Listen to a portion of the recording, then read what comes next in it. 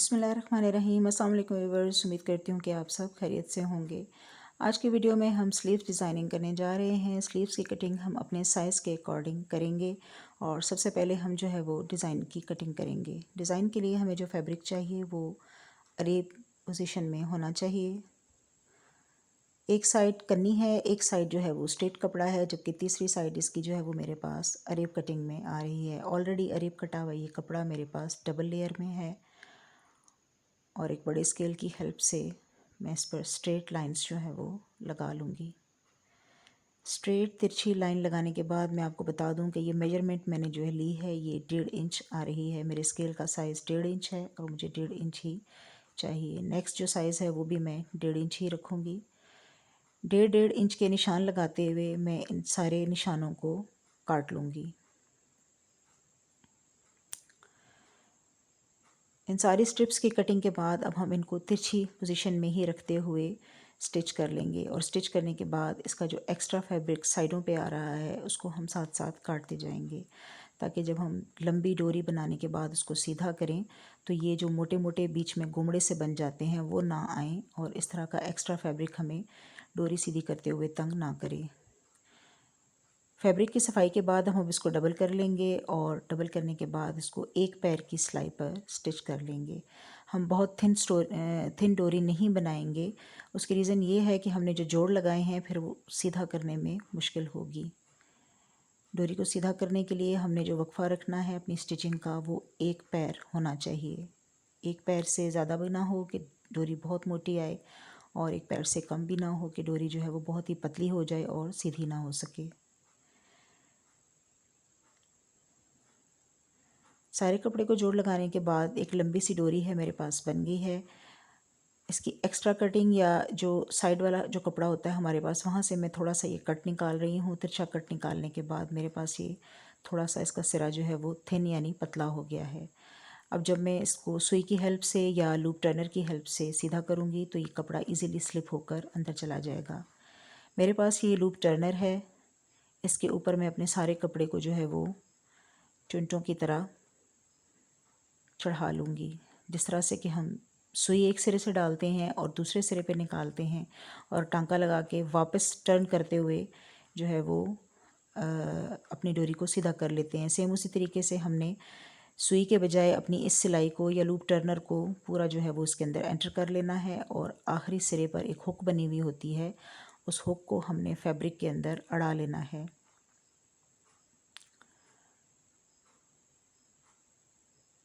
ये हुक बनी हुई है, यहाँ पर जो कपड़ा है हमारा यहाँ पर लॉक लग चुका है।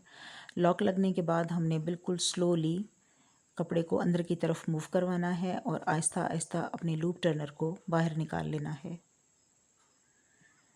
लूप टर्नर का सिरा बिल्कुल एंड पे आ चुका है। अब मैं इसे अलग कर लूँगी और बीच में से डोरी को निकालते हुए पूरी डोरी को सीधा कर लूँगी।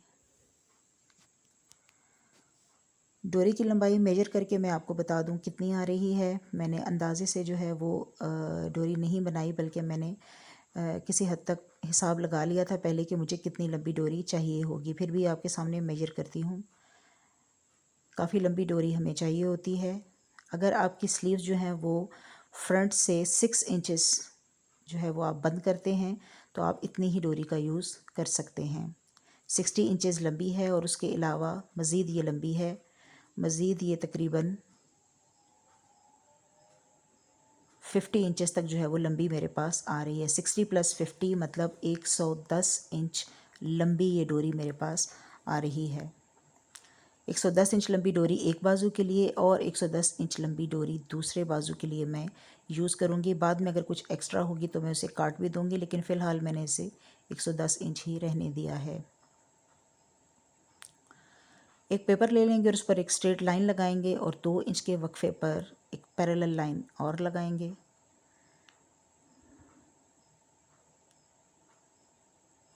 दो इंच के वक्फे पर ये 2 लाइंस ड्रॉ करने के बाद एक एक इंच के वक्फे पर हमने जो है वो दोनों लाइंस पर निशान लगा लेने हैं।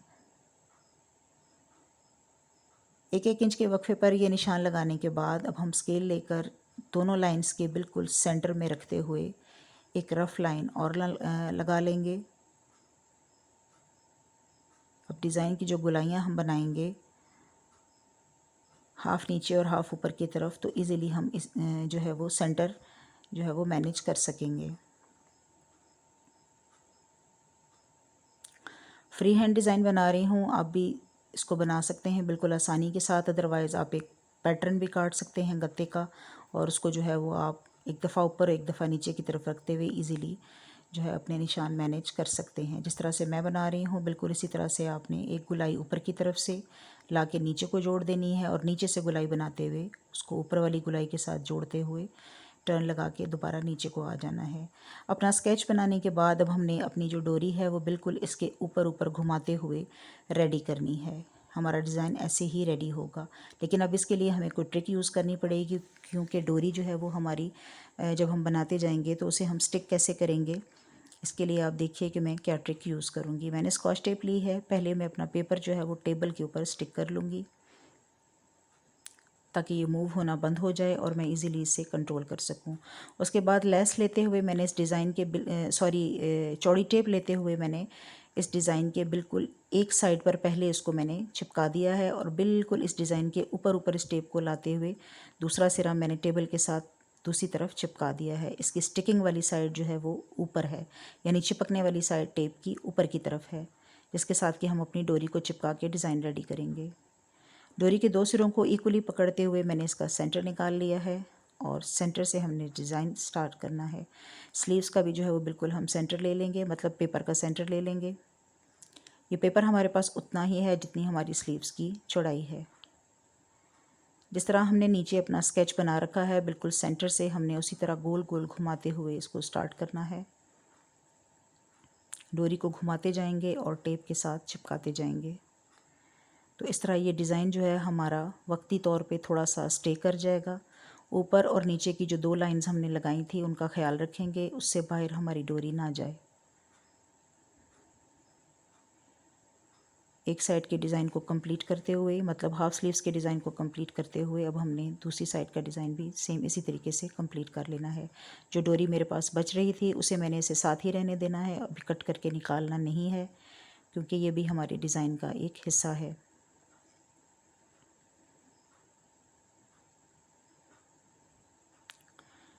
दूसरी साइड का डिज़ाइन कंप्लीट करने के बाद आप देखेंगे कि दूसरी साइड भी मेरे पास उतनी ही डोरी बच रही है, क्योंकि हमने डोरी बिल्कुल सेंटर से स्टार्ट की थी। दोनों साइड पे इक्वल डिज़ाइन बना है और इक्वल डोरी हमारे पास बच गई है।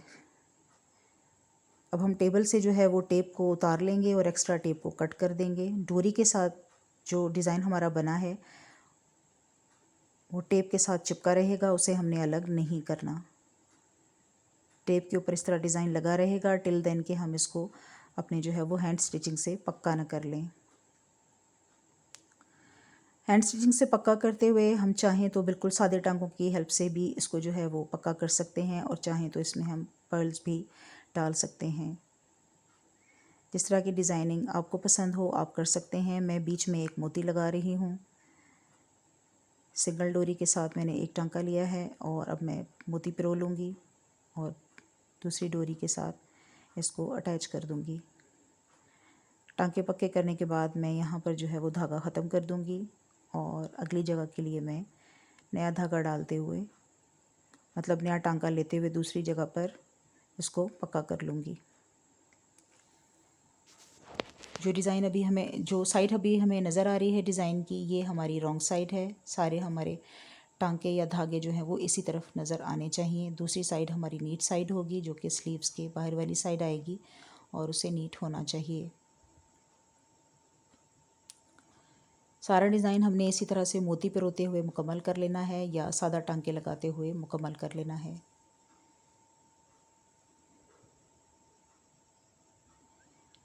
डिज़ाइन मुकम्मल होने के बाद बहुत ही खूबसूरत लुक दे रहा है। ये देखिए डिज़ाइन हमारा मुकम्मल हो चुका है, और डिज़ाइन मुकम्मल होने के बाद इसके साइड पर जो लटकने वाली डोरी है उसे भी मैंने तकरीबन 13 इंचेस तक मेजर करते हुए रहने दिया है, और बाकी का मैंने कट कर दिया है। दोनों साइड से ये डोरी मैंने 13-13 इंचेस के साथ रहने दी है। अब इसका जो बिल्कुल कॉर्नर बन रहा है डोरी का, वहाँ पर हम जो है वो फूल बना लेंगे। फूल फैब्रिक का बनाएं या मोती आगे लगाएं, वो आपकी अपनी मर्ज़ी है। मैं कपड़े का फूल बना रही हूँ। 4 बाई 4 इंचेस का ये कपड़े का पीस मैंने लेते हुए दोनों साइड से इसको इस तरह से डबल करते हुए डोरी को बीच में रख लिया है, बिल्कुल सेंटर में, और ऊपर से मैं सिलाई लगा दूंगी।